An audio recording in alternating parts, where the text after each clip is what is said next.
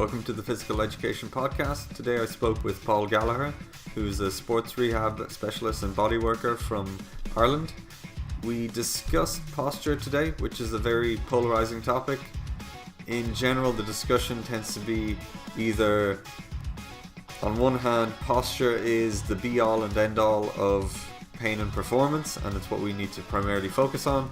And then on the other end, it's more of an issue of posture is irrelevant, we need to focus on the brain and the nervous system, and posture has been overblown. The reality is that it lies somewhere in the middle, but not many people are having this nuanced discussion. So I've brought Paul on, who does a lot of postural based work and has some well thought out opinions on posture, to discuss this, to flesh it out and have a bit of a more practical stance and more neutral and balanced stance on the topic. So we started with sort of defining posture, giving you a rough framework of what good posture is and how to identify it, and went down a rabbit hole of discussing different modalities, their strengths, and a few shortcomings and failings of modern research and modern medicine, and plenty of material there for us to go into in future talks. So this is actually quite a long one.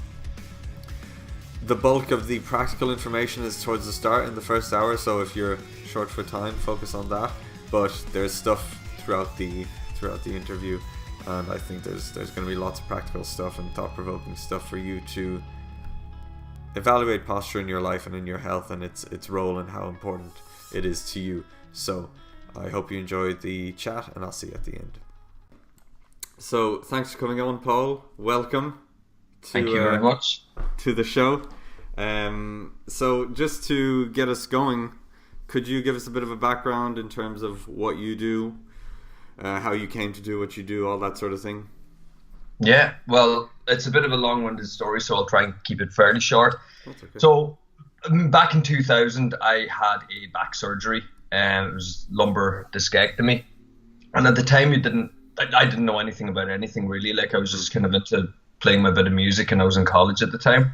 And in the lead up to this, it was just continual kind of relapses into this, what I considered pain going down my leg. Yeah. And I was just given the usual stuff was pain meds, anti-inflammatories, a bit of physio. With hindsight, I look back and go, wow, I mean, that was pretty impressive stuff at the time. It was just like, there's one exercise, go home, do it. And I would do all of these exercises religiously. But the recovery periods between the flare-ups were getting shorter and the flare-ups were getting worse. And then eventually, I was down in UL at the time in Limerick studying environmental science, and I literally lifted a small pot off the gas, a small pot, and my back just like I just hit the ground. Yeah. And I never got up again. That was maybe the end of October, and I didn't have pain relief for 1 second until I had surgery in January. So I was like on morphine. I had epidurals, traction, everything, but like there was nothing giving me. The epidural didn't give me a split second of pain relief. So when I look back on that, I know I was in a bad way. That was probably one of those where, I suppose if I knew back then what I know now, I might have had a small chance. No, not a small chance. So I'd had a decent chance, I think. Sure. Okay. But back then it was like, nobody really gave me a hope, I suppose. And I definitely knew the way I was feeling. I didn't have much hope either. Yeah. But that kind of, I got over that. I think my own recovery from that was like within 16 weeks after the surgery, I was working with my dad. So I was like climbing up ladders, lifting blocks. And I think that gave me a lot of confidence. So it also just, it got my body moving again, which, is good. Movement is good. Maybe even if it is not the best movement, it is still better than none. Yeah. So that gave me a lot of confidence, and I got a lot of years out of that, where I was like, I was never too cautious with what I was doing. I was like, oh yeah, let's just get on with life. But then I got a flare up again, and the help wasn't much better. And then as I was working as a scientist at this stage, and I just went to myself, right, I've got to actually figure this out myself. So I started doing courses in the evening, started studying, started applying methods myself. Of course, Google was getting really big then, so I had loads of information available to me, which I didn't have back in 2000. Yeah. So then eventually I left my work I was working in pharmaceutical, doing environmental work in the pharmaceutical industry. It sounds like a paradox there, environmental work in pharmacy. Anyway, but that's what I was doing within pharma. And I left and I decided I eventually followed functional patterns, and I've done level 1 and level 2 in a semester of the human biomechanical specialist at this stage. So I have a practice down in Nace now, and I'm just working as a sports injury therapist, but predominantly practicing functional patterns, because I just find it trumps quite much everything. Yeah. So that's what's led me to here. So my own issues has led me to being where I am today, and I have to say I'm feeling pretty good. I think that's the case with so many people, myself included. You just kind of end up having to figure it out for yourself, and you go down a path.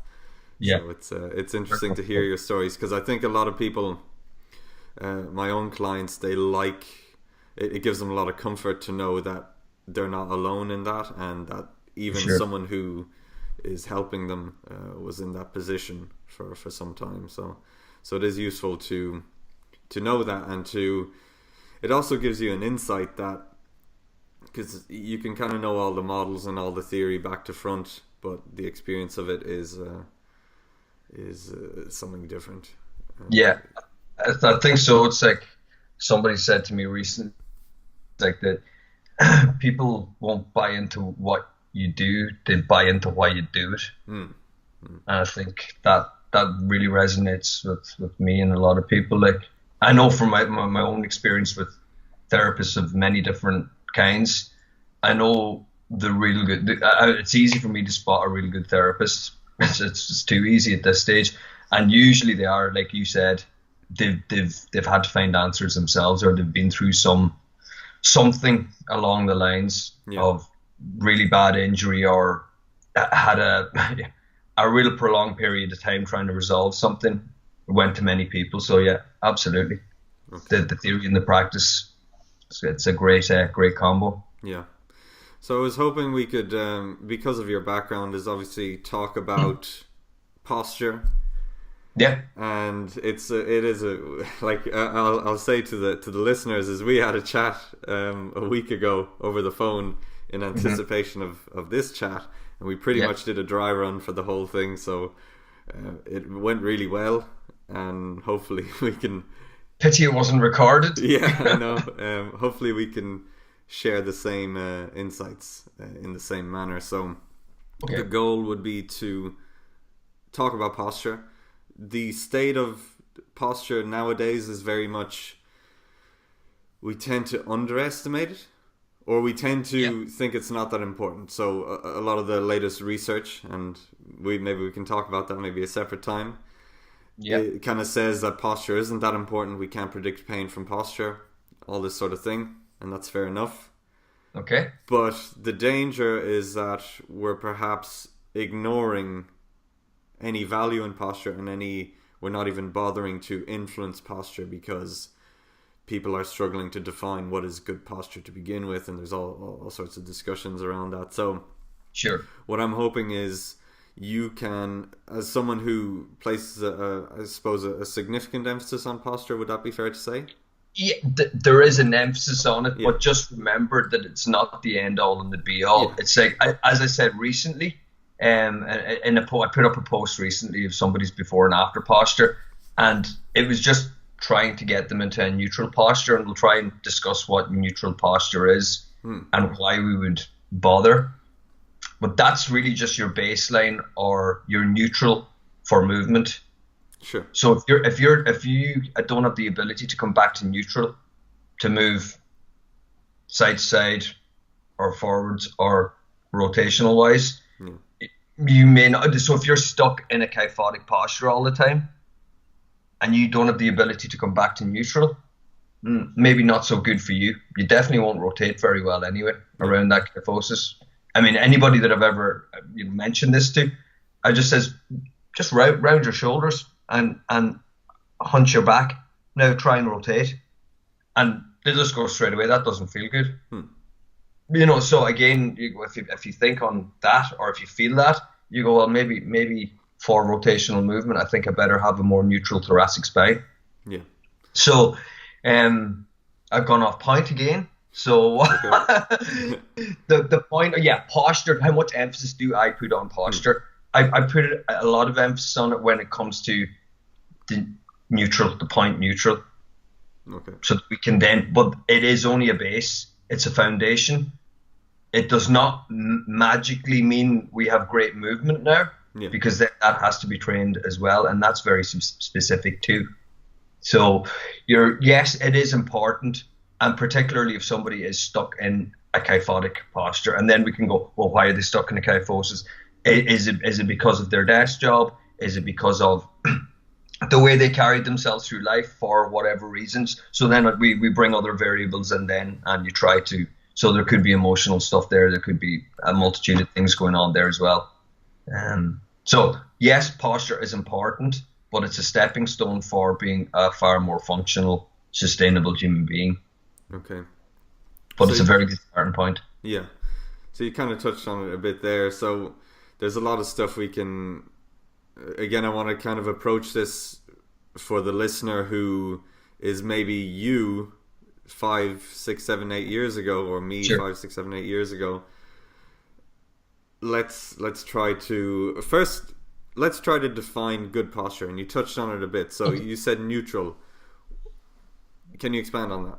Okay, so I suppose if we think on the body as a structure, it is a structure. And the load-bearing joints, so if we go from the bottom up, we go ankles, knees, hips, shoulders. So if you have them in alignment, we have a far more stable structure. Yeah. I mean, if you want to use the analogy of maybe a wall, so if you have a wall that's built fairly straight up, aligned, it's going to be a fairly sturdy structure. It's going to be a stable structure, and it'll probably stand the test of time.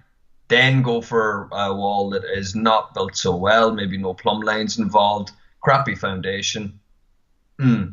Is that one going to be as sturdy? Is it going to stand the test of time? So I think if we use simple, maybe physics, I suppose, to think on the body, are the load-bearing joints stacking well? I mean, even if you think on it, sorry, my ear is itchy, actually, at the moment. Apologies. So if you think on your own body standing neutral, we'll say, so all the load-bearing joints are fairly aligned, then our tissues are not under unnecessary excessive pressure to hold you in this misalignment.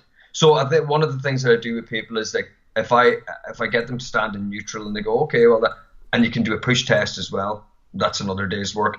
But if I get them to shift their pelvis to the left, I'll ask them then, put your hands on your tissues and see where are your tissues biting or clenching. So if you're like that permanently, that means those tissues are under permanent stress. Stress on one side, probably tension on the other side. So is that a good thing or a bad thing when we're supposed to be quite happily standing neutral in space? Probably not. And then that has there's going to be other repercussions then when it comes to movement. Is this now following us into our movement? So I hope that answers your question So why we would try and get this neutral. So think on load-bearing joints. The problem is, I think the theory is definitely there for that. Let's get everything load-bearing and let's get everything aligned. And I think a lot of people think that's a simple thing to do. But to try and get the right muscles activated in the right context to hold that position, maybe not so easy. And that's where I think if you ask anybody that carries out research into posture, first thing I'll have to ask them is, like, show me your ability to now bring somebody into good posture to even begin our study. It's like somebody going to do water testing and they say, I'm going to do water testing on this river to prove that it's absolutely polluted. It's and then turn around and go, but you know what? I don't really have any experience in doing water testing. I don't even know what instrumentation to use. I don't even have any test methods. And it's like going, wow, you're making some big claim about this river, and you don't have the ability to do the testing, the analysis. So it's the same with posture. It's like, guys, if we're going to make claims about posture, we better be able to at least negotiate posture. Yeah. And I don't think it's too easy to do. I mean, functional patterns taught me it was not so easy, because I studied that Egoscue method, read a number of his books, applied his DVDs daily. I must admit I got significant pain relief out of it. But I actually didn't mean to do, but I just fluked taking posture pictures after me doing the Egoscue method for maybe 2 years. Yeah. Not pretty pictures. The posture was pretty. I was still quite rounded, anterior pelvic shift. So again, posture can be said. The theory was brilliant with Egoscue, but the application, again, if you cannot produce the goods, it's all theory. Yeah. Okay. Just to go back to something you mentioned, just to be a bit of a stickler, and also for anyone who's a real stickler listening to this, you mentioned about muscles activating in certain positions. So obviously, and I know that you know this, but just for clarity, muscles are always activated. They're always active. We'd hope so. And humming well, yeah. But how much can they coordinate? Might be a better way of. So I think of posture as a good posture being a nice center point from which I can use a joint or a motion in 3 dimensions efficiently. Yeah. So that can be neutral, but it's there's also this issue of we're never perfectly still. We're always kind of oscillating back and forth and negotiating gravity and negotiating our own structure. So this idea of neutral, it doesn't have to be, certainly in my mind, a very, a pinpointed exact thing, but it's this nice kind of resting zone. Yeah. Okay. Yeah. From which we have good access to a lot of things. Yeah. So the muscles are active. Because they're essentially always active unless there's some sort of neurological disorder. Sure. Yeah. Okay. Would you be roughly in line with that? So what if somebody genuinely has muscle inhibition? Not necessarily a neurological disorder. Yeah. And that's where you will see these asymmetrical shifts. Yeah. So if somebody has an overactivity of one muscle, there will be an underactivity somewhere else. So I always use the shift of the pelvis as the classic one. So if you want to say, for example, I don't like using muscles in isolation, but your glute medius is too tight on the right side, you would probably see the left beat that way, which will overstress the tissues on that side. So I don't know then if I can say that left side is now active. Is it completely inhibited? I don't know. Probably not, because it's still going to do it. That's why that's going to feel tight, because it's trying to send a signal that please stop overstretching me. But I know where you're coming from, Paul. So I think again it's this kind of for the person who's a PubMed, Indiana Jones looking at everything, they're going to say, well, the muscle is always active, and I understand that, but there tends to be no distinction between, like in PDTR we talk about muscles that are weak in the clear, but they're not inhibited as such, but they're not able to coordinate. Yeah, no, I go the motor units to match whatever. So it's on a scale really. So you go from what we would call inhibited or weak in the clear to strong in the clear to hypertonic, and there are shades in between.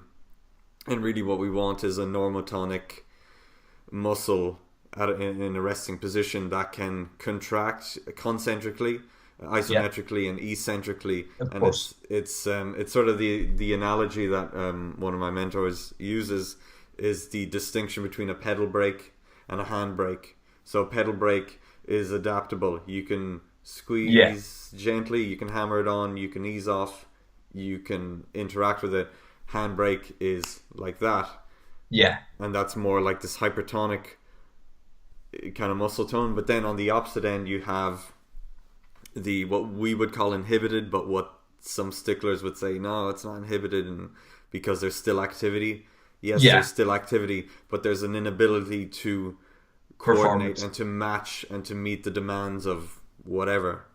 Yeah, I suppose that's, yeah, I mean, I'm trying to not use too many complicated terms today, so I just try to, yeah, I mean, but yeah, no, I am in agreement with that. Yeah, it's like, is the muscle not able to perform, that can it not reciprocate what the other side is doing, basically? So you want to get, yes, I can go fully eccentric back to concentric or wholly isometric, but I want the other side doing, and if we just talk about left and right of the body, can left and right reciprocate each other perfectly? And I think that's what you're saying as well. Yeah, so maybe I'll do a quick, just a quick pause there and explain, maybe clarify a few of those things. So what I was saying is that a healthy muscle ultimately is very adaptable. So say when you take a step, your quad has to decelerate your leg, so it's lengthening under load in one portion.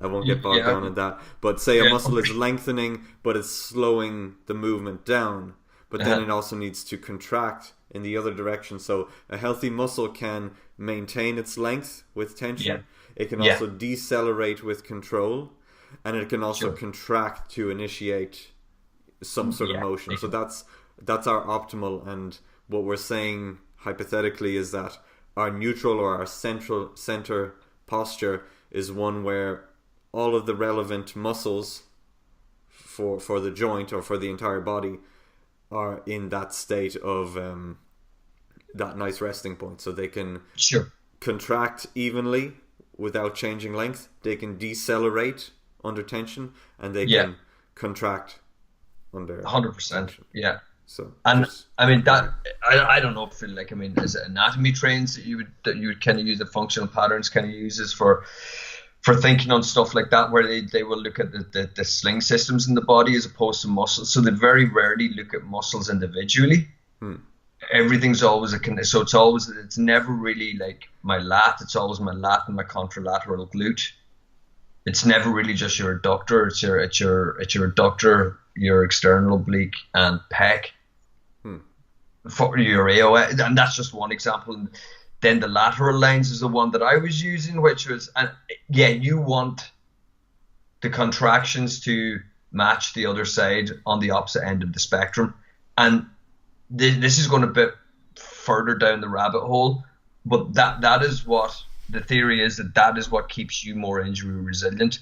Because if you don't have that, as you said, that slow break on the opposite side when it goes into eccentric, that's when you're possibly wide open for an injury. Yeah. And that's kind of, I think they kind of pretty much are, everybody's kind of singing off the same hymn sheet with that one, really. I think so. They just might be, I think they're just using different analogies and different, maybe, I don't know if the anatomy trains comes into your PDTR stuff or not, like, I mean, it's considered. We look at kinematic chains. And you have a sense of continuity through the body. Sure. Yeah. Cool. Yeah. I think that all. I mean, I don't think anybody has much disagreement with that one. But then taking it back to the static, but so that's us gone into dynamic. Chatting too much dynamic there, but when we come to the static posture, is that yes, it's not that your posture should be like, I don't think, hopefully that's not what, if you look at somebody's static posture in a picture, it may be misleading, or it may make you jump to conclusions because of our own beliefs of posture or what other people believe posture is, but it's most definitely not the stick up the backside job, you know what I mean? It's not. It's not that. It's being able to hold, like, well, I remember back, probably one of the first courses I ever did was the definition of good muscle tone, right? So, but thinking, like, when I would think, because of watching all the crap that I've watched on TV, WWF down through the years, and just TV in general, muscle tone is like, it's Arnie and it's Hulk Hogan and it's the Ultimate Warrior, and half of them are dead, aren't they? But anyway, but good muscle tone is a partial contraction. So I think that goes back to like this thing of the muscles always being somewhat active. So good muscle tone is a partial contraction. It's not, so it's like they're not completely doing nothing, but they're kind of half isometrically doing something to hold you in space. Yeah. But if your load-bearing joints are in alignment, they have no need to be doing anything other than their partial contraction to hold good posture. Yeah. So then again, it comes back to going, are we getting, is there one that's too, what was it? I think it said hypertonic. Yeah, hypertonic, yeah. So if there's something hypertonic on one end of the body or on one line in the body, somewhere else is going to be not able to perform its function, basically, in any useful context. Okay. So I think that's why then when it comes to analyzing somebody's posture, it's going to give you massive clues as to where you need to work. So I think posture analysis then, as opposed to just gunning for good posture, as an assessment tool, I think it's vital. It's really important as well. So, but I think I mean everybody's kind of pretty much singing off the same hymn sheet when it comes to that. I think then it's like how do you go about doing something about it? Maybe is where things might start to differ a little bit. Sure. Yeah. Does that answer it a bit better, Paul? Yeah, absolutely. One analogy that I find really simple, or like kind of like an experiment for someone who might be listening, is if you hold a weight directly up overhead and you align the joints, and you've got really good feedback. You can tell when your shoulders aligned if you've got a weight overhead, and you can make that really efficient. But then if you put the weight out to your side, it's suddenly much harder, even though it's the same weight. Yeah. That's happening on a very low level, but through multiple joints throughout your body. Potentially, if your structure is really out of alignment and you're essentially in an inefficient position. So I tend to think of bad posture as an inefficient posture, where certain things are fighting gravity constantly and other things aren't doing anything to contribute to the structural integrity. So it just ends up being wasted energy, which ties into our physiology and our management of resources. So we only have finite resources. If we're adding an extra burden onto the body, then part of it that's being wasted by the body trying to fight gravity in an inefficient way. So regardless of any structural, compression or anything like that, that's just an extra burden physiologically. And then we can get into certain things being compressed, and maybe that affecting blood flow, or that affecting nerve conduction. Again, a lot of this is in very small ways, and I think that's why people tend to be like, posture doesn't matter, it's only minute. But the fact is, if we want to be truly biopsychosocial about it, we take all these minute things and we build, a reality that's full of all these different stressors. And if we can diminish this, and all these little things, then we make everything better. Agree with that as well, because there's so many stressors. There's so many stressors on our body. Like, so if I go back to when I was studying environmental science, so there was so many pollutants to be aware of. So you could kind of go. So water was always kind of the thing that I was interested in. So how many pollutants was I testing for in water? It was like, there was so many of them. But then you end up specializing. Of course, it was pharmaceuticals. But then, of course, you go, but it's not just water, it's the air as well. Then just because you were in that environment of being in the pharma industry, they have a lot of other things that they look after their employees or whatever. And it's like going, the screen, your computer screen, let's see, is it damaging your eyes now, or is it impacting your eyes, your vision in any way? So there was all these. So you start to add up all of these stressors, and as you said, there's so many of them. There's so many variables. Wi-Fi, like this morning, I was trying to fire up Skype, but of course Skype didn't work for me because I had the Wi-Fi switched off. Is that another stressor? A lot of people claim that to be. Blue light. There's so mthere so many stressors. I mean, is gravity a stressor on us? Probably, if we don't negotiate it very well. As you mentioned yourself. So there's so many stressors. Just to even go to work, if you sat down and wrote down every potential stressor and then go, do you think that one might affect you? There'd be people coming out with fairly big lists. Yeah. You know, and we'd all be guilty. I'm no different. If I sat down and even drive the roadworks driving down to Nace in the morning, that annoys me. I just have to take a couple of breaths and, you know, stimulate the old vagus nerve or whatever. But you know, so we do live in a modern world that is just packed tight with stressors. And as you said, how many of these, and you may not even be aware of them, but how many are we accounting for when we try and treat somebody or when we try and put someone on the path to recovery? Yeah. It's difficult to account for everything. And there's so many things that they will not tell you, an individual, which is fine as well. But, you know, it would be great if we could just have this one magic bullet that would... But if your posture is good, for starters, I mean, does that communicate to your brain that you're in bad mood or good mood, or that you're depressed or not depressed? I mean, I think you could call that a trick or whatever, but I don't really look at posture along those lines, but I have to be aware that I probably do get those good benefits as well. But I'm more concerned with posture from an efficiency point of view, and that baseline for good movement. And then also, I suppose the big one for me is compression. Yeah. How good am I negotiating gravity?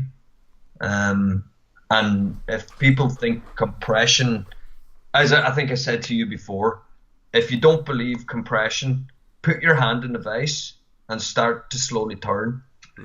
And we go, nah, compression, you know, and I don't care how much neurolinguistic programming or how much, you know, how much not a threat to my, you know, that's going to hurt. So I don't think that it changes now just because I'm doing a vertical compression. If there's some type of a compressive force on my spine or in a particular junction of my spine, I just don't think, no matter how adaptable my body may be, I don't think that's going to be a sustainable adaptation to that compression. Yeah, so one way to kind of look at that is, again, in this biopsychosocial framework, is that you have this compression. So that compression is always there, and it isn't ideal. It is going to cause issues. I think that's fair to say if there's constant you know, impingement or pressure on things, on structures. But if everything else is in great condition, you're going to tolerate that and you're going to mitigate that at a greater rate and for longer. But if your whole world is collapsing and everything else is going wrong, then your ability to tolerate this compression is going to be diminished significantly. So again, this is the nuance of the whole discussion of posture doesn't matter because we can't predict anything with it. Well, if we account for all the variables, presumably we can. Again, we don't have the study where it's been done, but I can't imagine. It doesn't seem realistic for a study of that magnitude and detail and with the numbers to be statistically significant. That seems unlikely to ever really happen. But if we go back to basic principles, we can extrapolate and we can, you know, kind of think about this intelligently and make an informed decision. I think sometimes it's what I'm finding a lot in recent years. So basically, when I changed career, I was quite excited about this whole thing of like evidence-based. Because I was like, going, great. I was like, going, happy days. I was like, going, I have something credible to go and refer to. And for a while, I was a bit kind of a bit blasé about it. I was like, oh yeah, deadly, that study says this, and I left it at that. And then I kind of stepped back a little bit and asked myself, well, hold on, how does these studies compare to what I was doing when I worked for a decade in that arena, and when I was like producing results, very, very credible results, because most variables were accounted for. And you're talking about giving very, very reproducible results at molecular level, very, very small quantities. So there was no room for error at all. Like, and then I was like, going, wow. I was like, going, these studies are like, it's like, I could do either or. Yeah. You know, I could pick a study. There's 100 studies saying yes and 100 studies saying no, and I was like, how can there be this much variation? And what is going on here? Are people just manipulating stats here at the moment, or what is going on? Or are they conveniently leaving variables out and stuff like that? So then I started to get quite disheartened with the level of so-called science that was going on, when I know from working with real scientists, you don't need to go to you don't need to perform a study to allow you to take a step forward when you know that this is pretty much a scientific fact. So when people then don't understand that the glute max's primary function is extension, and so you look at people that have science or PhDs and they're talking about their expertise in glutes, but you look at their forum or their exercises and you're kind of scratching your head going, wow. So in every medical book under the sun, the primary function of the glute max is extension, but you're not even respecting that simple fact. So this is where I kind of go, wow, scientists that I work with would not have to go and do a study to go and try and back up the simple basic facts of chemistry or physics. It's like, oh no, that's already. So it's like going, no, this particular compound here is photosensitive. So when we work with it in your volumetric flask will be covered in tinfoil. Simple as. But I don't have to go and do a study to verify that fact that that's photosensitive. You know, and then I don't, when I do the study, not cover it up. Or I do not store it in a fridge that the light goes off when you close the door. Do you know what I mean? So these are simple things that don't have to be discussed, or you definitely don't go and break that rule. So when I see people that are so-called scientists disrespecting the rule that the glute max, his primary function is extension, why are you building it on its tertiary function? So you're now effectively putting the photosensitive compound into a fridge that has a light on all the time. Yeah, it's simple stuff. I'm like going, why do we break these rules? Or do you think that if you work on your primary function that you might happen to then work on your secondary and tertiary function? Probably. And but so another rabbit hole. Yeah. Okay, so yeah, maybe we will leave that for yes. We'll leave the deeper detail for the other one, or we'll revisit it towards the end. Right. One question I had was sort of going back to this idea of neutral or center. Sure. Would you say that it's a subjective experience, as in where a person again can feel like they can access everything equally? Obviously it's probably not just that, or purely an objective alignment, or do you use both? Would you stick someone in a position and say this is right, and they're like, well, I really don't feel good in this position? Yeah, you definitely hear a lot of people say that, all right? Because it feels so alien to people to be put into this. So what am I doing? My theoretical alignment is always going to be, I'm trying to get the load-bearing joints stacking. Okay, so for one person, it may be. So we're back again to what I mentioned about primary functions. I'm pretty much going to try and get things working on primary functions. Is going to give me a very good start. Then you're going to have to fine tune them as well. But is it subjective? Is that I don't know what somebody feels like. We all know that. You cannot tell. So I will have to ask them. I'll ask them, do you feel a deep burn in your abdomen?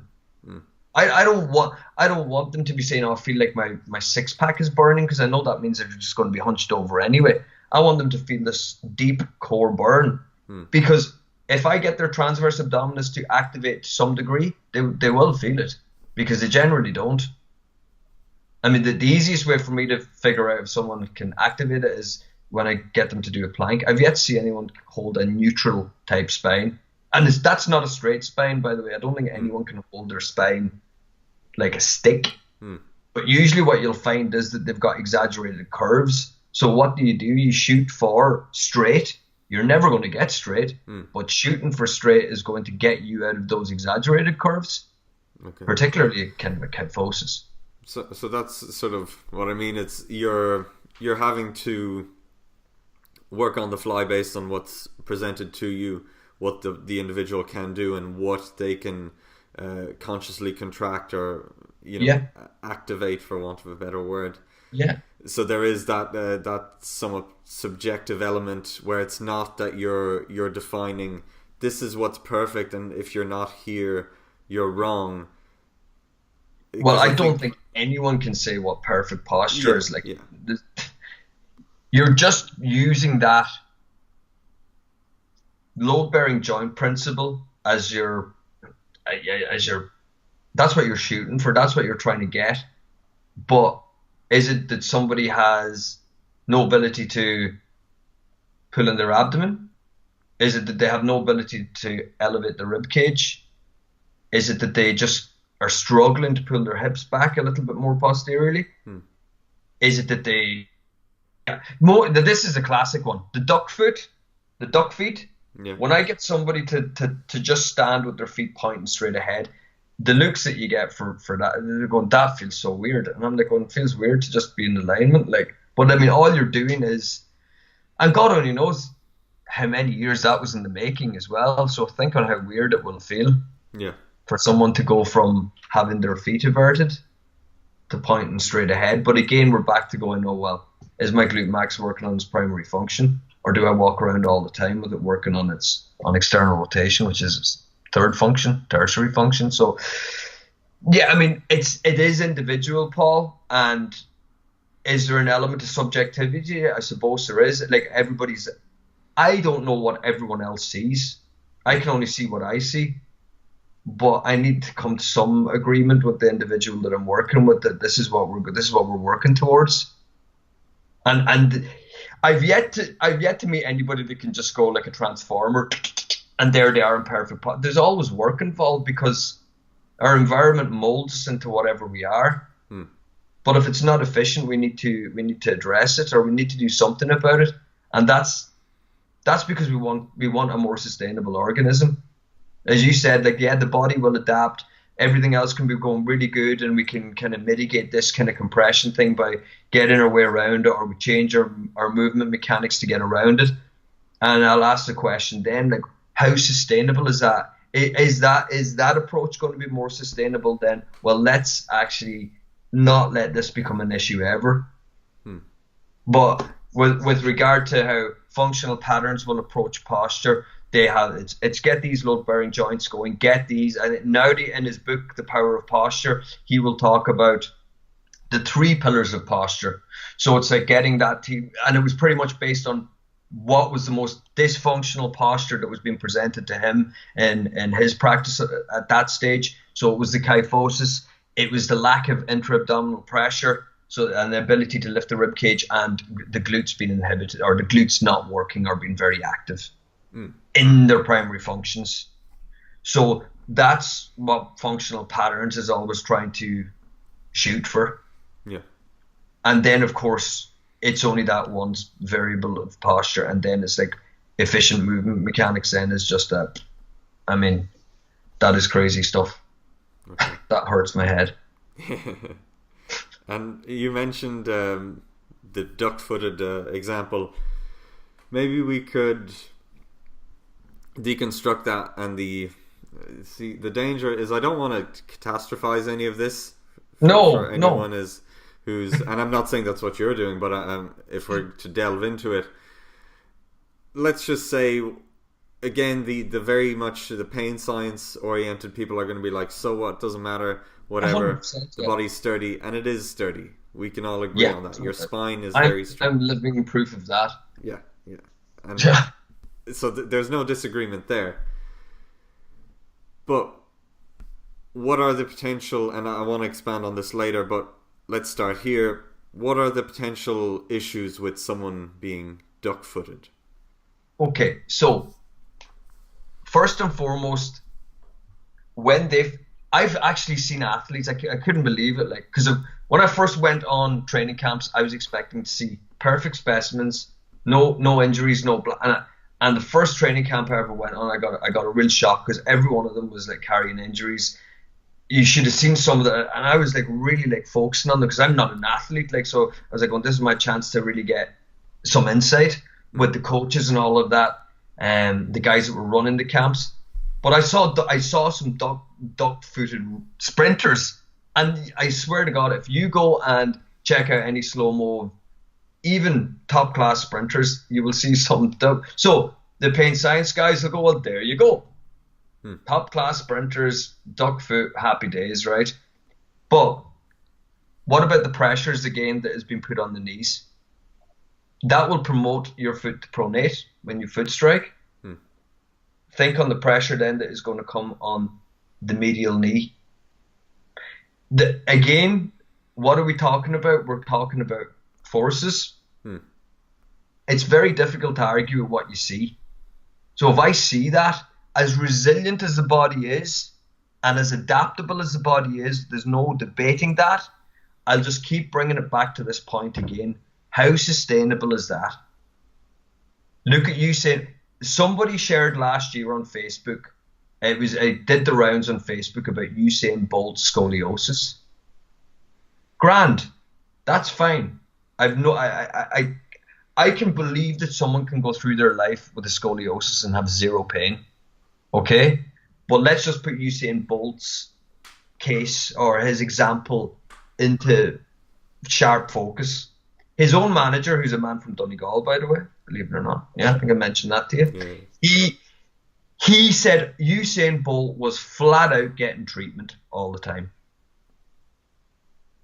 Constantly on the table. I know from my own conversations with athletes, I would not have been able to sustain my training only for I was on the treatment table almost every day of the week. So for someone to be putting up Usain Bolt, it's all good, scoliosis is good, completely negligent because you're not given the full picture. You tell me that Joe Soap can afford to be on the treatment table of the world's best therapist every day of the week just to say, yeah, it's okay for scoliosis. It really annoys me when people don't.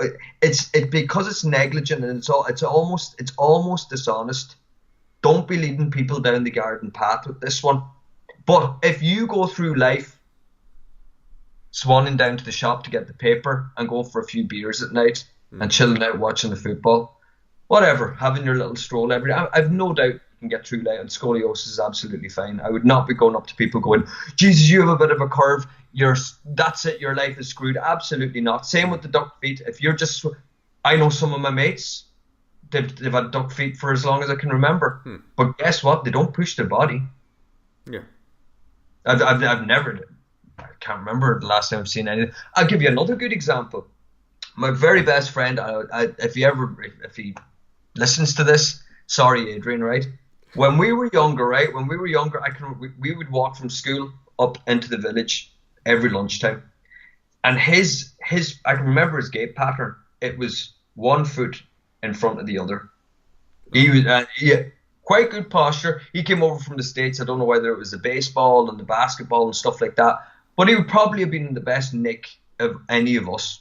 No, right? And because I can distinctly remember his posture and his gait pattern, and it was like one foot in front of the other. Now, when we go for a walk, duck feet, and he suffers with back issues as well. Yeah. You know, so, but I know his lifestyle very well, and I know it's a contributor as well. Okay, but that's an example of somebody that's gone from what was, we'll say, a really good gait or a very aligned gait, quite athletic, and now somebody with duck feet and back pain. But that's one example, of course, so who cares?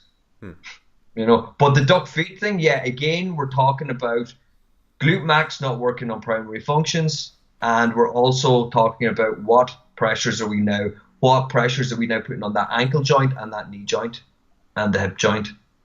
So again, as a complete disaster, I look at it from a different perspective. If somebody's in pain, yes, my opinion is it needs to be addressed. and there's things that can be done. I'll take it another step further. If you're a performing athlete and you want to be injury free, you want to prevent injuries, and you want to improve your performance, obviously if glute max is working on third function, is that as efficient as function number one? I think we know the answer to that. So improve performance, yeah. So, but again, I'm not the type of person. I don't know anyone that. Well, I've heard stories, but nobody in functional patterns is going, oh my God, you're screwed because you've got that. It's like, oh no, let's optimize you as a human being. Let's make you a more efficient, sustainable human being. That's the goal here. It's not about like having everyone running around feeling like they're going to break. It's about improvement. It's about continual improvement. And I think we all have room for improvement. For sure. Hopefully that answered your question. But yeah, it does. And I think again it comes down to a lot of us are saying the same thing, but people get bogged down in sort of one team versus the other, and we're all acknowledging a biopsychosocial framework. So no one's denying that your mental state, your social circumstances, and no, definitely and so not. on. Everyone acknowledges that, but which is part of the reason why I had you on, is because people seem to be going too far in this other direction of posture does not matter, and it's like you said, it's people, it's dishonest, and it's potentially harmful when people say, look at Usain Bolt, no issues, he's got a scoliosis or whatever it is, and no one's mentioning the fact that he needs to get treatment every day.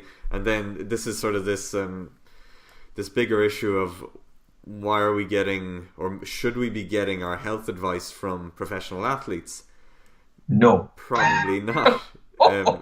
It's one of those things I get very I'll go on rants about Instagram and fit people and fit fam and all that stuff, and people are posting whatever, but no one's posting the results of their blood tests or liver enzymes or cortisol levels, or anytime they look at the healthiest populations, it's never the Olympic Village that has the greatest lifespan or quality of life, or it's not the bodybuilders or the booty selling fit women or whatever it happens to be. Yeah. So that's part of the problem. So really we need to be framing, and this is a point I try to make, and we've been touching on it so far, is that you kind of need to frame it all back down to the individual. So what's the person's goal? Do they just want to go to the pub every now and then, have a beer, have a family life, whatever? They can live with a scoliosis. You could eat hamburgers all day, every day for a lifetime and have great grandchildren. That's fine if that's how you want to live. But we should be upfront and say that if you do want to improve your posture, this is what you could do, and these are the benefits that you might get. And just leave that there for people to decide based on their own circumstances. So that's ultimately what it boils down to. Now, again, to kind of bring it back to something practical. Yeah. Say someone's listening to this and they're wondering, how much is my posture relevant to my pain? Do you have any simple go-tos that you would recommend? Well, it depends on what pain are they presenting with, of course. So for example, I'll just go with a simple type of an example is the kyphotic type posture. Usually anybody with that posture will present with pain and across between, they'll be like, oh, it's in between my shoulder blades. And it's like, it's always in between my shoulder blades. And they'll continue saying, I'm continually going to get a rub. And of course a rub feels lovely, it feels great, it reduces the symptoms of pain. But for them, usually what will happen is that their rib cage is too far down, and they're quite tight in their front line. So we can go, well, just lie over a gym ball and open up your, right? And that may relieve symptoms as well. But it's about making your brain making the connections to your muscles to hold you in space better. So the big thing is, and this has probably it's a double whammy for them of benefits, is they need to learn to expand the rib cage and elevate it, which is going to make their breathing more efficient, which will probably dial down the pain for them anyway. But it'll also start to take the exaggerated curve out of their thoracic spine and engage the muscles that are being overstretched. But that's quite tough. The thing is like you're after something simple. That's actually tough. Yeah. You'll notice people really struggling with that one. But for postural alignment, you can use the wall. The wall is always a good one. And it's not that you go and stick your heels up against the skirting board and you try and flatten yourself to the wall. Actually, it's just nearly to peel it's kind of like that, is there one in Pilates where you kind of peel your vertebrae down onto you can do that standing up as well, because the difference is when you're standing up, you're kind of negotiating gravity as well. Yeah. And that's the limitations of your kind of Pilates type stuff. The assumption that you've got your transverse abdominis working, the building of your obliques on the static functions when they're actually a dynamic rotator, and the fact that you're lying on the ground the majority of the time, so you're not really negotiating gravity. How well does that transfer to standing on 2 feet? Well, I've yet to see a Pilates instructor come to me looks really good in the treadmill, So, but someday maybe that'll change. Yeah. But it's a simple posture hack. Nauri has a really good video on his YouTube channel where he uses bands that are pulling you forward, but you have to fight the band. And maybe we can put a little link at the end, maybe, to that. Yeah. So it's just simple little hack with bands that exaggerate your curvature if it is a kyphosis, and that you then fight the tension on the bands, which will make your muscles activate in the right context. Yeah. But again, the pain wise, it's like it depends on what they're presenting with. Is it shoulder? Is it low back? Is it middle back? Is it knee? And it could be so many different things. There's so many things, but it's based on you. What I've started to do recently is I'll take a client's posture pictures. So I'll do front, back, and both sides. And before I put them on the treadmill, I'll see if I can get. I'll say to them, I'm going to make a guess now, not a guess, an educated guess on what you're going to present with on the treadmill, based on what we're seeing here. And I'm noticing I'm starting to see patterns. Do you say that to them, that you're going to make an educated guess? Yeah. I'm just saying to them, I may only pick one or two things that I say I think I'm going to see. I'm not going to say, I reckon you're going to blow your ACL in a week. Yeah. That's not what I'm saying. I'm going to say, I reckon based on your anterior view here, that based on the fact that remembering everything is a snapshot in time as well. It's the same with an MRI. It's the same with it's the same with a blood test. These are all just This is another limitation of our assessment techniques, of our diagnostic tools. Let's not even get into the resolution of MRIs, because that's a double-edged sword for pain scientists. Because it's like where I go, the resolution is crap. So it's going, well, it's not really a worthless picture, is it? Let's throw it out the way. Then again, you're going, well, if it's so crap resolution-wise, what are we missing? So it's a double-edged sword there. We have to be careful. But I am in agreement with, I don't get obsessed with MRIs. If I was obsessed with MRIs, I'd probably be in a wheelchair myself. Yeah. You know what I mean? So I'm a firm believer in that, but I'm also excited to see when they up the resolution, and that is on the horizon as well. What other things that we will see, and then realize the multitude of variables that we may have missed But again, let me go back. What was I talking about? Sorry. Where did we set off on? Oh, sorry, Paul. No, can I interject with something? Go for it, absolutely 100%. You now I'm forgetting my point. You mentioned that you'll predict what you might find. Would you consider that might be a confounding aspect of that might influence their gait? No, absolutely not. Because when they're on when somebody's on the treadmill, the last thing they're thinking on is what I said to them 20 seconds ago. Sure. They're so concerned with not falling off the treadmill, with getting used to walking on the treadmill, and I always just say, just normal. I said, do not. Same with posture. I was like, do not try and pull yourself into a good posture. I says, let yourself sink into whatever posture you feel comfortable in, because that's going to give me the best information. Yeah.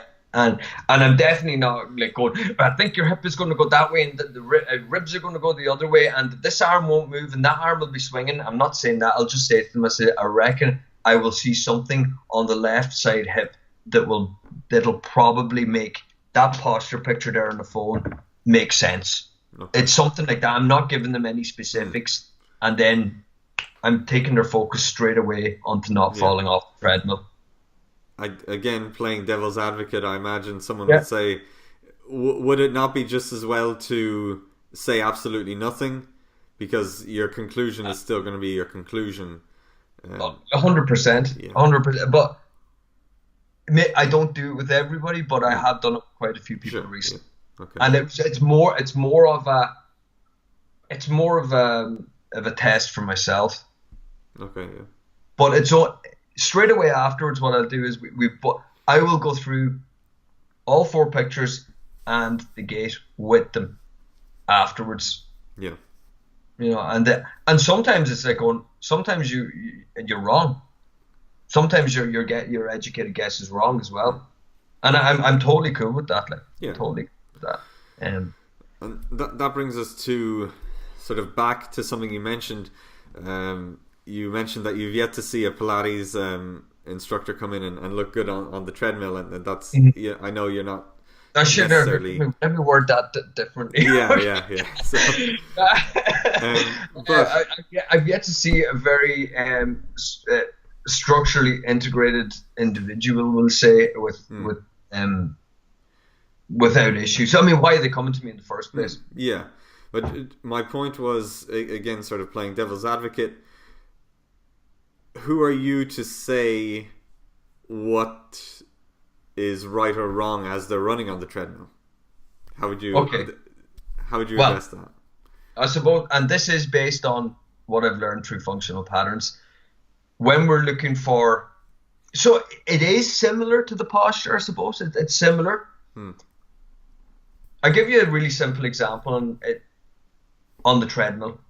Somebody might come to me with, I've got hip pain on my left, and it's only when I walk. So if I see that every time that they step forward on their right foot, their hip goes to the left, I know that the tissues are being overstretched there, or that they've got too much tension on their right glute medius, we'll say. So it's not that I'm saying the way that they're moving is wrong. I'm saying the way that they're moving is producing symptoms. So if I do corrective work with them and see the difference before and after, and that they're not in pain, I have to wake up to the fact that something has changed and their pain is gone. So, and I know it's like, oh well, movement, but is it the right movement? So you would argue that if you had a controlled study, it would be really unethical, but you could, so hypothetically, you could give someone the wrong exercises and you could make their problem worse, you would argue. Because I know a lot of the discussion now is like, just get them to do anything. Just get them to move. Yeah. And you would argue against that you could, and I know in terms of hands-on treatment, I'm fairly confident that I could make things worse with the wrong treatment, and I can make things 100%. Better what appears to be the better treatment.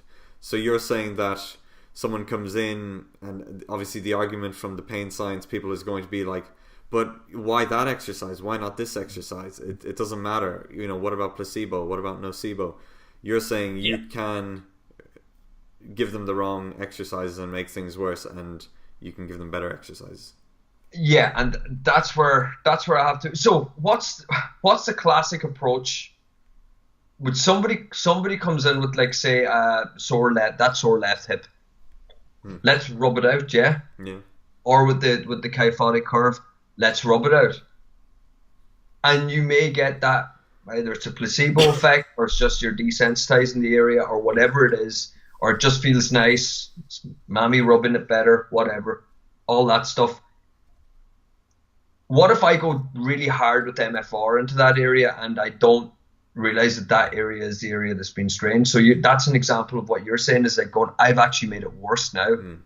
So I know obviously we can't go and do that. Let's get a load of people with a hip shift to the left, and we'll MFR the living daylights out of the left side of their body, and give them exercises then that's going to tighten up the right, and we're going to see that left hip shift worsen and their symptoms worsen. Obviously we can never do that, but that's difficult in a study situation. But what I will say is, if I do a before video and I do an after video, and they're moving better and they're more stable in their structure and they have no pain, it's very difficult, particularly when most people don't have a clue what I'm doing.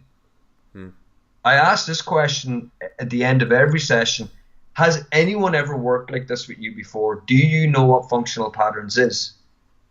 And the answer 9 times out of 10 is no. Nobody has ever done any of this type of work with me before, and I don't know what functional patterns is. Okay? I pretty much dress like this when I'm working out of my practice. I know people that will wear white stuff to give the interpretation of that we're a bit more medically, and maybe that'll enhance the placebo effect. I may drop curse words in my practice. I'm not wearing a shirt and tie. I don't have a very fancy practice. So the placebo effect kind of goes flying out the window with a lot of people, particularly with functional patterns, because so many people don't have a clue what it is. No, even professionals, they don't have a clue what it is. They think they know what it is and I'm going to myself, how can placebo really be? How can this be a factor here when it's just like it doesn't tick the boxes of like how we go about placebo? Do you know what I mean? It's like, what am I doing? It's like somebody comes to me, they don't know me from Adam. It's like I don't look like a doctor, or I don't look very professional or whatever. I'm just that dude Paul Gallagher, okay? But I do what I do, and I ask them at the very end, are we feeling better, or have I made you feel worse? Or if they come to for a set amount of sessions, I will show, there's your posture before, there's your posture after. Some people will be showing their posture consciously, and they will be engaging muscles. Other people will do it and they're going, okay, well, I don't want you to actually engage your posture. I want to see, has your structure changed? Or on the treadmill, the before and afters, you're not telling them, don't let your hip shift over to the left anymore. You're going to, has the work that we've done, whether it is specific targeted MFR, it's not just, you don't just blast the body with MFR. You have to, based on your posture and your gait analysis, you'll try and make your MFR as specific as possible, as you can make it, and then your corrective exercises have to also follow on from that. And these are exercises that, like, most people go, I've never done these before, I've never done them like this before, but you're trying to address specific stuff, and then in whatever amount of weeks or sessions later, their gait is changed. I'll have to ask the question, has this changed how you feel in your movement? Has your pain lessened? And usually it does. But the placebo effect, for me, I struggle because I don't present as someone that can give that effect. I mean, again, I wouldn't be of this opinion, but I think the devil's advocate point is going to be like, well, maybe Paul's some mysterious guru and he doesn't need that, and it's all But I think I think sometimes people get a bit too bogged down in trying to explain away something like that in any way possible, rather than perhaps accepting or considering that maybe you're just doing the right thing and you're giving them something better than what they were doing. Now, you obviously do functional patterns.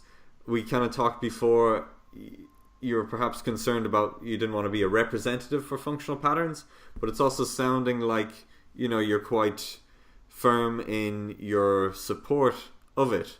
So maybe we could kind of pick that apart, because I've made this point in past podcasts, is that people want to know the thing that fixed it, and they're going to be looking for the three-letter acronym that fixed the thing. Is it MFR? Is it FP? Is it NKT? Do you think that it is purely functional patterns, or that functional patterns offered you something that other things hadn't offered you? So it's attainable without functional patterns, or what you've attained needs to be done through functional patterns? So, right, just let a few points there, okay? I'm not saying I don't want to be the representative of functional patterns. I don't feel I am anywhere near the level required to be that representative. I do know myself and Ben Doherty, another guy in Donegal, he's actually moved to Perth. We were the first to do the specialist course from Ireland. I know that there's two other Irish guys, but they live in Australia. And there's two more guys going over to do that first semester in February. So that's Tom Mead, physiotherapist in Dublin, and Kenny Curran, who's a sports therapist and coach down in Tipperary. So they're going to be going, which is great for me. It's like, I just don't have, well, maybe when these guys come back, that we'll be, I think we're going to get together a lot more and really help each other, because I've been very much isolated. The same with Ben when he was up in Donegal. It's like, when I say I don't want to be the representative, I don't feel like I am good enough to be the representative yet. But I am fully on board with what they are doing. Yeah, okay. And this follows on to what you're asking me. So when I think on all the treatments and therapies that I've gone through up until 2 years ago, when I first really kind of got into functional patterns or was made aware of it, it was a pure fluke, by the way. It was a client that I sent on a little kind of stretching foam rolling program to, and he just sent me back a video going, yeah, thanks for that, I'm feeling a bit better. What do you think of this guy? And it was a video of Naudi Aguilar talking about, it could have been posture actually, I can't remember exactly what it was, but I just remember sitting there going to myself, I've never heard anyone talk as much sense in all my life. Now luckily I had the background and the study and reading to really get what he was saying as well, and that got me going on it. So could I say that the MFR was the thing? No, again, it's just a small part of it. The correct the posture, yes, but it was another part of it. It's another variable. Yeah. The movement mechanics, which I have so much more work to do on, and that's where things get really difficult. And that's where I know that functional patterns is light years ahead of everything else. Okay. And it's down to respecting this thing here, the organism. We can't get away from, like, the next door's dog can never get away from the fact that he's a little dog, right? You're not a cat. You don't walk on 2 feet. Sorry, buddy. That's up for debate nowadays. Do you know? You can be anything you want to be. But yes, of course you can. Yeah, the poor fella's crying away there now. But we have to respect the design of this thing here, this organism. So it was like a guy that was in with me yesterday mentioned he was quite well up on his nutrition. He would probably like your previous guest quite a lot, I think. Okay. Kenneth, is it Kenny or Keith? Keith. Yeah.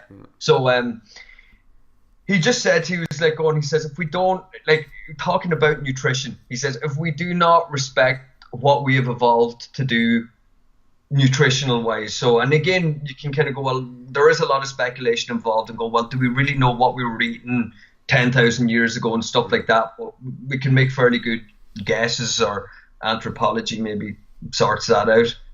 But then I turned around to him and I was like, brilliant, man. I says, you're going to totally get what I'm saying. Because he was like going, right, so kettlebell swings they're terrible. But by the end of the session, I was like going, yeah, but now what about this kettlebell swing? And he was like, got it, makes sense. He was like, yeah, they're crap in the way that they're pedaled and done, but if it's respecting the biomechanics of this organism, they're not bad. But again, it's difficult to execute them properly, and if you do not have your posture work done, you run the risk of maybe doing damage, maybe, or injury. Never mind the word damage, causing an injury or causing pain. Yeah. Okay, so functional patterns as a package is what is that's its strength. It covers more variables than anybody else, and it continues to try and cover more and more and more.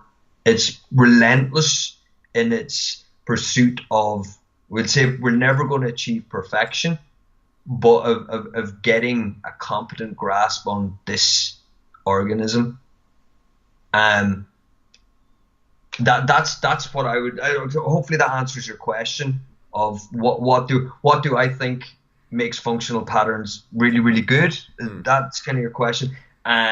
It's the fact that it's relentlessly pursuing as many variables as possible to make it the most effective approach to either training or rehabilitation or getting out of pain.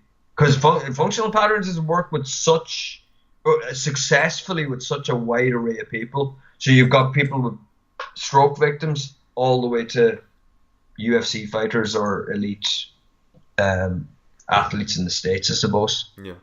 And the same with myself, I suppose. I've worked with a lot of different quite a lot of older people. Sure. And even just maybe 1 hour, 1.5 hours of working with them, they kind of, just even a simple decompression and very simple targeted MFR, you tend to hear things like, I actually feel 20 years younger. And again, are you going, is this placebo? It's very difficult for an old, particularly older people in this country. The priest, the politician, the doctor, the guard, yourself, that kind of stuff, and they come into me, ginger-haired guy from Donegal, and so yeah, functional patterns is effective because it is it's continually trying to pursue competence. And would it be fair to say that it's the best thing you've come across in terms of what you've come across? Because I think functional patterns is a controversial topic. I understand why. I'm fond of it. Just, I suppose, for disclosure, for anyone listening, I've gone to Paul for work using functional patterns, and from what I've seen, I think it's very good. I think it fits in very well, and I think it has a lot of parallels with other methods, particularly anatomy and motion. And the way I kind of see it is that it's onto some things, and anatomy and motion is onto those things as well.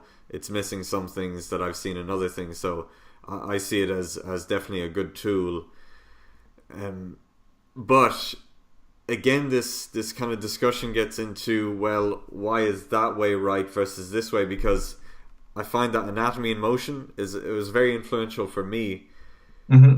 It allowed me to experience a lot of things, and it gave me a lot of relief. But some of what it would use as its framework is at odds, only slightly, but at odds with what functional patterns would say. Okay. And so, again, is that just one of the little details that is sort of insignificant, and the overall package? I have to put you right in a number of things here. First and foremost, I don't know anything about anatomy of motion at all. I know you've mentioned, I've heard other people mention it, of course. One other thing about anatomy in motion, I've never seen an anatomy in motion result of a before and after on their gait cycle. Yeah. So if you want to talk about placebo, you might have a placebo there. Yeah. Okay. Yeah. But I would like to see it in. I'd like to see someone work with anatomy and motions and see what it does, because I don't have a clue about it. I'll be honest, Paul. I don't have a clue about it. I know that people have said it's really good. With regard to functional patterns, you have received about 0.01% of what functional patterns is. Yeah. So for you to make any comparison, you've done a course and it would be like me trying. I wouldn't be able to compare anatomy and motion to functional patterns. I've not done any courses at all. But we can, like you have, and I've done the FP, so we can kind of tease it out, if you know what I mean. But what you've seen of FP is scratching the surface, very much so. And again, functional patterns keeps producing results. They keep showing you the objective stuff. I think the issue there is that anatomy in motion has those results. They just don't really have a social media presence, rather than because we do we have a forum basically, and I'm conscious of giving away too much. Not that I'll give away any details, but no, we absolutely do have. I say we. I don't mean we. I mean. The forum does use before and afters with gait, with the static posture, and I know that part of a lot of the friction around functional patterns is that they're very outspoken, and I have nothing against that, and I understand the value of it, and I think part of the issue is that if they're saying that there are no other systems that are doing this, it's not so much that there are no other systems doing it, it's just that the other systems that are doing it, in this case, I would say anatomy in motion, is just not. They don't have this strong social media presence. They don't do this sort of thing, and it's just a different approach to business and marketing, I suppose. But I mean, I suppose ultimately the point of kind of teasing this out is that I want to, again, with the listener in mind, I want to consider that they maybe shouldn't get too bogged down in the system yet. Maybe once they've passed certain hurdles, maybe a specific system will have that little thing that's going to get them to that next level. Possibly. Yeah, potentially. Like, I mean, it's as simple as this. When I don't even know if I've ever heard anatomy and motion being mentioned in any functional patterns kind of podcasts or YouTube videos or any of now these live videos or anything like that. So I'd say what you're saying is right, that there's because of the no social media presence, that nobody was really. I'm only aware of it really because I think it was Ronnie Ward that was the first person to mention it, and yourself. I apart from yourself and Ronnie, I don't think I know anybody else that's mentioned it. So I don't know if anyone over there, if anyone in functional patterns really knows about it. And I think the reason functional patterns will go, we're the, whatever. Yeah. It's because when they ask, if somebody says, well, this is deadly, or the Egoscue, like, so I can say the Egoscue method, it did not produce the results that functional patterns did. Did it give me some pain relief? Yes. There you go. Maybe that's a placebo. I don't believe it was as a placebo because of what I went through with it. Yeah. I think it maybe did stretch out particular tissues in my body, but it did not really align anything. But let's stay on point here. Sorry. It's functional patterns will always say, grand, if your method is this good, I want just show me objectively, hit me with it, and then we shut up. Yeah. So And if anatomy and motion is happy where it's at, and if it is that good, I would much prefer to hear that a company is pushing themselves on social media, because if it's going to benefit the human race, why are you hiding it? Get it out there. And again, this is back to what functional patterns, the drive is for improvement and sustainability of a species that has gone pretty much downhill. Do you know what I mean? We're not as resilient as, we can talk about how resilient we are. We can be adaptable and all that, but I don't know if this gene pool is getting any better. But anyway, so yeah, anatomy and motion. Maybe I need to do a bit of research into it as well, because I'm not Paul, and that's the truth. So can I now become a little bit of the interviewer there, just for a second? Yeah. Anatomy and motion. What's their 3 core principles? We'll say. So if there is such a thing, I just made that up. Ooh, this is the wrong time to ask me. But sorry. Muscles lengthen before they contract would be a major part. So they place a significant emphasis on eccentric loading of the muscle, which is one thing based on my very minimal experience of functional patterns. I found what I gained from thinking of muscles eccentrically loading is similar to the sensations that I was able to experience with functional patterns. So I'll leave it at that. That's... Joints act and muscles react. So they place a significant emphasis on joint interactions and coupling of different joints from the big toe all the way up to the cranium. Okay. So there is this idea of structural alignment and that creating ease. So they use the term center versus neutral, that creating ease in the tissues surrounding and their ability to react and respond and bring you back to a nice resting point. Yeah. Another point would be that the system is set up for perfection. So the brain knows what it needs to do. And it's always trying its best, but maybe the information it has at this time isn't very accurate, or there isn't enough, and maybe it doesn't have the resources at this time to fully express, perfection. Not that you ever reach perfection, but those are the three, not the three, but 3. Yeah, that's key points. Now, I don't think I wouldn't argue with any of those points. I think that's a pretty good approach. It's and I don't think that, again, I was kind of, because a lot of the interactions are very a lot of the functional pattern stuff is very outspoken, and again, I've no issue with that. And from what I've seen, I think it's warranted. If they can back it up, they can back it up.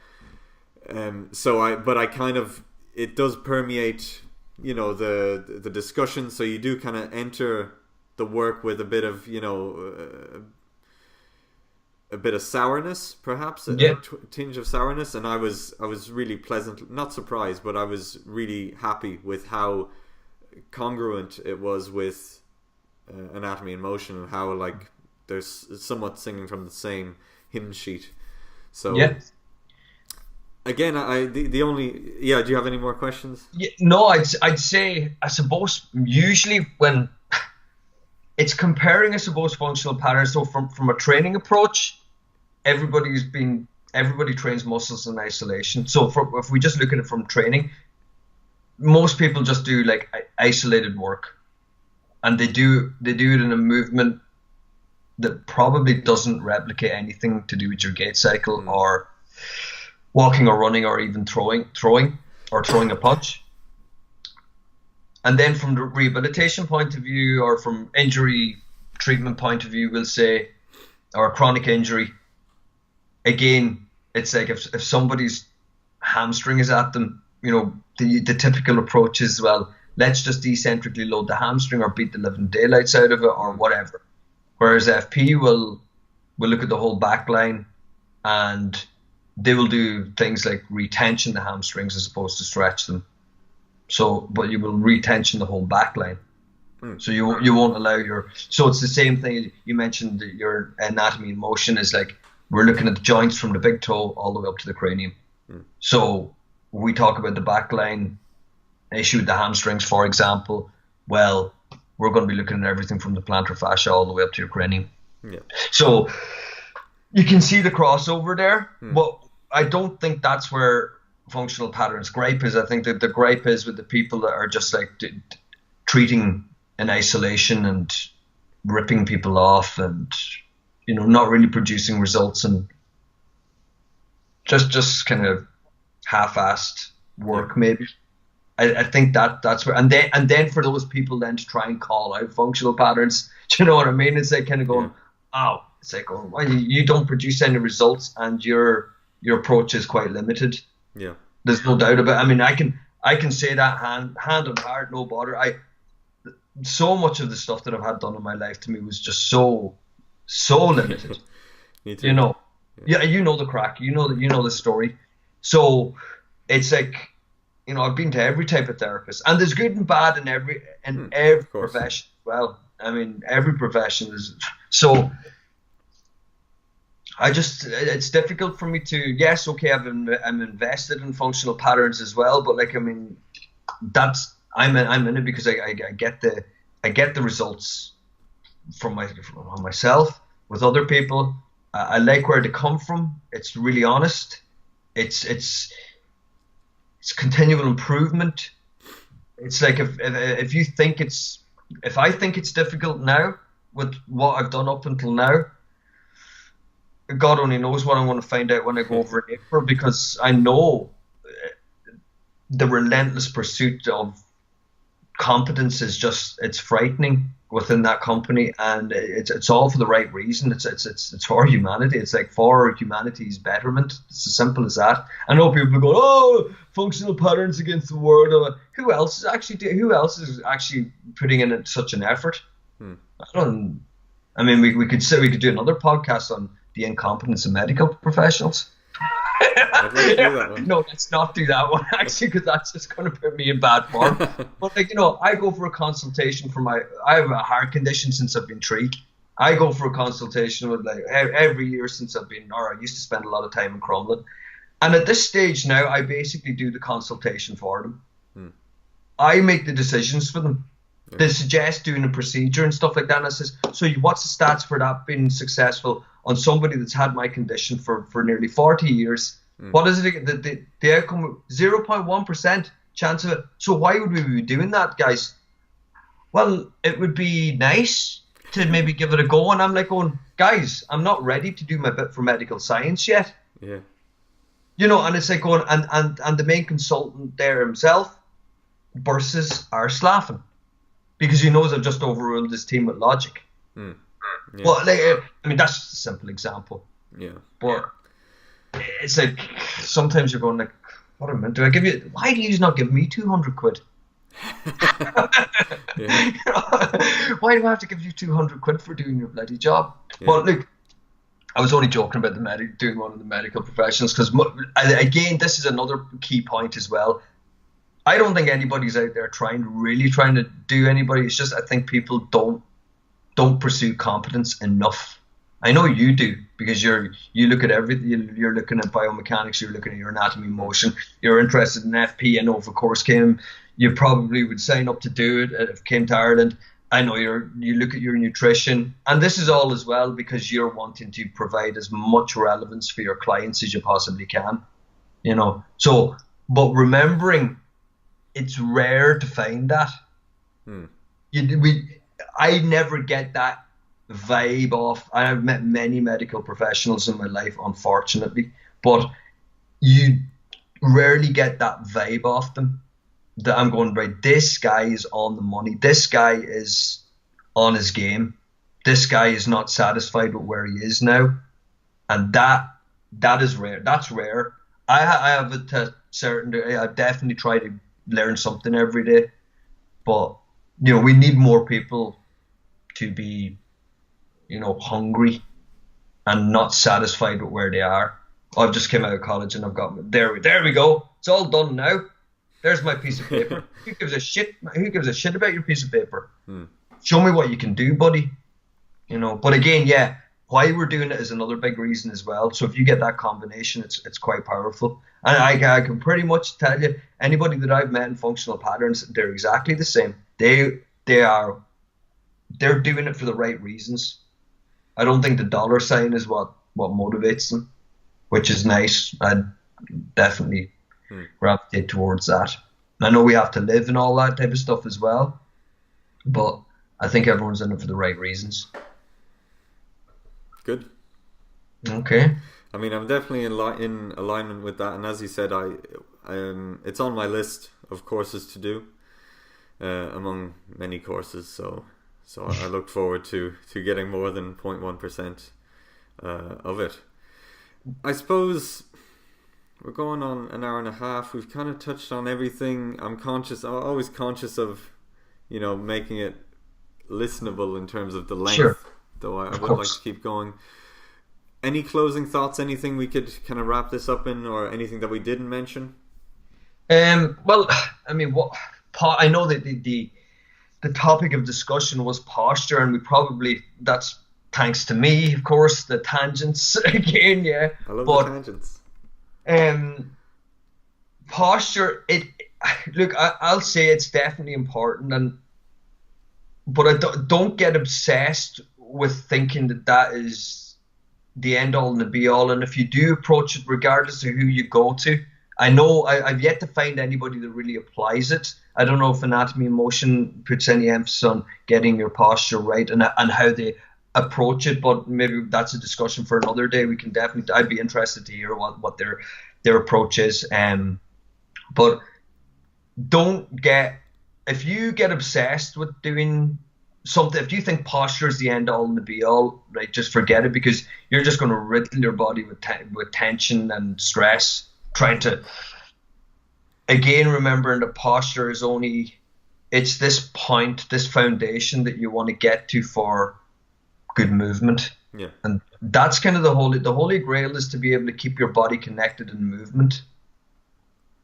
And that's when you become very resilient. Like, I saw one of the guys over in Seattle, Functional Patterns, Johnny Nielsen. He's got a fused lumbar spine, but you should have seen him executing some moves. Like, he was able to do a pendulum squat, throw the dumbbells up into the air, and basically fix his hands in midair and pull his body towards that fixed point in midair with his structure completely intact. I mean, that's impressive. Yeah. And not just because, let's be impressive. It's proven the point that he can hold his structure intact. Yeah, he's in control of it. Yeah. Yeah. And it's not that you're in midair going. It's that you're structurally integrated. So I suppose, I need to go back and revisit anatomy trains and read that section on tensegrity again.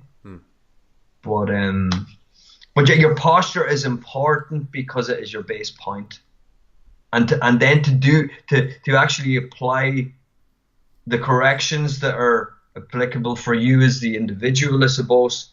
Yeah, you make sure you're doing them in the right way. Go on to YouTube. Nowadays, there's tons of free stuff. Little 10-minute YouTube videos about posture, or little posture hacks, depending on what you present with. Yeah, so that's basically, you want to be applying the corrections properly. You don't want it to be a stress. You don't want it to be, stick up the bum type stuff. We don't want to be stuck in. It's bad enough if you're stuck in a kyphosis. You most definitely don't want to be stuck in neutral.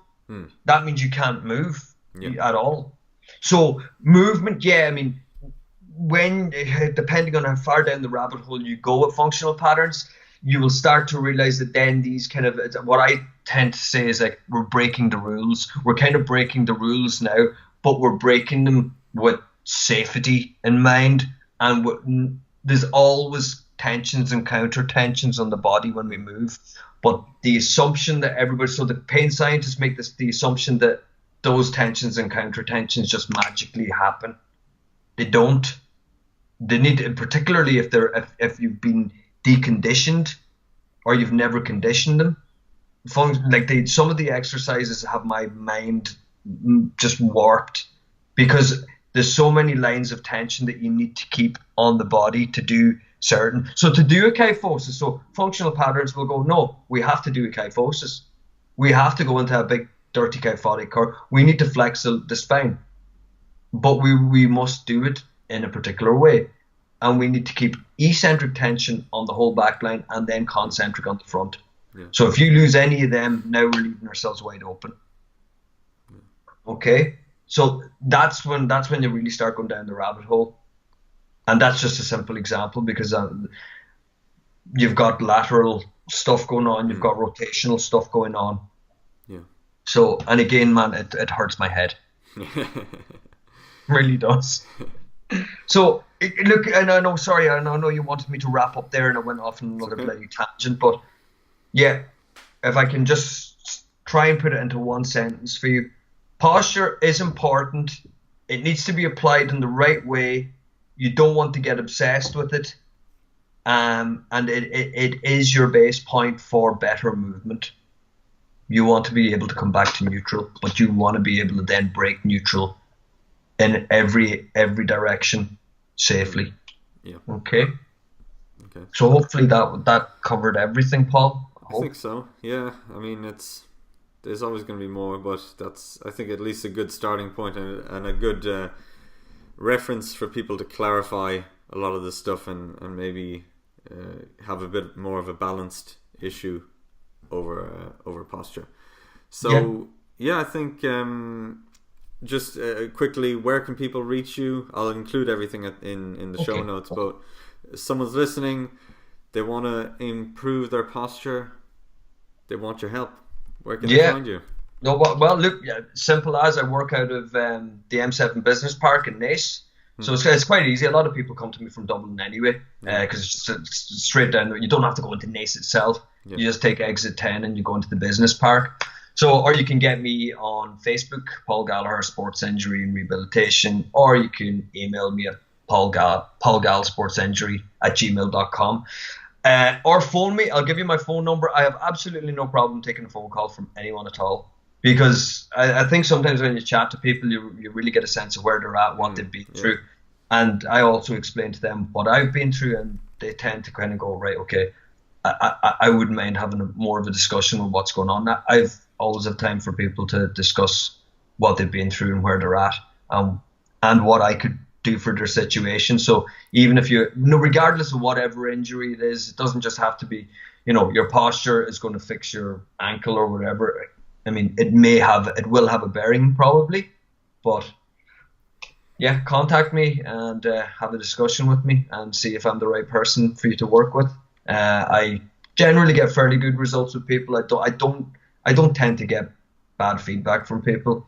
People are usually very happy with my approach. They usually find it very different, and the benefits speak for themselves. And of course, you can look at some of my Facebook posts with some of my results. Like, I don't have everybody's picture up. Some people just don't want their picture, and that's okay as well. Yeah. But please do contact me for whatever issues, even if you want to increase your performance or exercise hard but safe. We can do that as well. I'm not really a trainer. This is the training aspect of functional patterns is very, very new to me. I'm embracing it. I'm getting better at it. I surprise myself that I can actually do some of the things that some good athletes just can't do at all. But again, maybe that's just because, what is it, the SAID principle? I'm just applying it. I'm getting better at it, and but I feel the benefits in my own body as well, which is great. Okay. So. Well, that's a great note to end on. Thanks so much for taking the time. No problem at all. Our longest one yet, and like we said, we could probably do a couple more of these and flesh out some other discussions. So for anyone listening, you can let us know if there's anything in particular we mentioned that you'd like to hear more about, and we can maybe organize something. But that's great. What I'll do is I'll send you a copy when everything's ready to go. And brilliant. I hope you have a good day. Yeah, you too, man. Thanks a million. Appreciate that. I actually really enjoyed it. Yeah, it was good fun. Excellent. Yeah. Thank you. Thanks a lot. Have a good day. See you later. Take care, Paul. Bye. See you. So that was my chat with Paul Gallagher. We went everywhere. It was a big discussion. Hopefully, my goal from the start was to make it as practical as possible. Make it in mind with the average person who's in pain in mind. obviously at times we kind of got into a lot of the terminology, a lot of the, I suppose, theories that you might not be familiar with. I hope it wasn't too hard to understand. If you have any questions, by all means, you can comment or you can contact either of us. But hopefully we struck a nice balance between giving you something practical and something that you can figure out without having to be an expert in anatomy. But also, if you are a therapist, hopefully there was some information there that maybe broadened your perspective, or maybe had you question things that you were kind of taking for granted, or maybe there's something you disagreed with and you could comment or contact us. I'd love to hear your criticisms and thoughts and that sort of thing, and we can maybe address those in another chat. And we touched lightly on a few different things. Paul's background is in the pharmaceutical industry, and his own experiences with, dealing with the medical system, or the worst side of the medical system. And that's been my experience, and it's the experience of many people. And we could talk about that all day, but it wasn't, I don't think it was the best thing to do for what we had planned. But it's a topic that I think is going to keep coming up. So if you're interested, and if you'd like to hear more on that and more on, because I think Paul has a unique perspective of having worked in the pharmaceutical industry and understanding how research is carried out, and I would love to hear a bit more about that. And if you specifically would like to hear more about that, if you have specific questions, you can comment, you can let us know, and we can maybe organize something in the future and flesh these ideas out. So hopefully you enjoyed it. I've included all the information to, if you want to reach out to Paul, if you want to reach out to me, or if you'd like to share this. I'd highly recommend sharing this, because posture is a complex topic, and like I said at the start, we've gone really far away from posture, and now the thought process is like, posture, it doesn't matter, it's not that important. But really, we shouldn't forget the value of posture without getting too bogged down and too worried about posture. There should be a happy medium there that we can explore mindfully. So if you know any other therapists, if you know any people suffering in pain, please share this with them. Give us a like, a comment, a follow, whatever. Let us know what you think, and I will see you in the next one.